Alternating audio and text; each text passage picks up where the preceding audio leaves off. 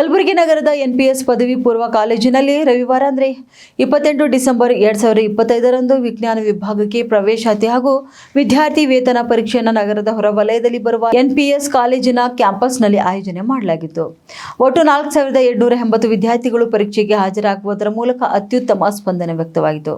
ಕಾಲೇಜಿನ ಕ್ಯಾಂಪಸ್ನಲ್ಲಿ ಬೆಳಗ್ಗೆ 7:45ರಿಂದ 1:30ರವರೆಗೆ ನಡೆದಂಥ ಪರೀಕ್ಷೆಯಲ್ಲಿ ಕಲಬುರಗಿ ಜಿಲ್ಲೆಯ ಆಳಂದ್, ಅಫಜಲ್ಪುರ್, ಚಿಂಚೋಳಿ, ಚಿತ್ತಾಪುರ್, ಶಹಾಬಾದ್, ಸೇಡಂ, ಜೇವರ್ಗಿ, ಕಾಳಗಿ, ಗುರುಮಿಟ್ಕಲ್, ಹುಮ್ನಾಬಾದ್ ಇತರೆ ಶಾಲೆಗಳಿಂದ ವಿದ್ಯಾರ್ಥಿಗಳು ತಂಡೋಪತಂಡವಾಗಿ ಹತ್ತು ಬಂದಿದ್ದರು.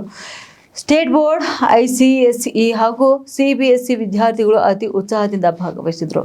ಕಲಬುರಗಿ ಜಿಲ್ಲೆ ಅಲ್ಲದೆ ಬೀದರ್, ಯಾದಗಿರಿ, ಶಹಾಪುರ ಪರೀಕ್ಷಾ ಕೇಂದ್ರಗಳನ್ನು ಆಯೋಜನೆ ಮಾಡಲಾಗಿತ್ತು. ಯಾದಗಿರಿನಲ್ಲಿ 732 ವಿದ್ಯಾರ್ಥಿಗಳು ಪರೀಕ್ಷೆ ಬರೆದಿದ್ದಾರೆ.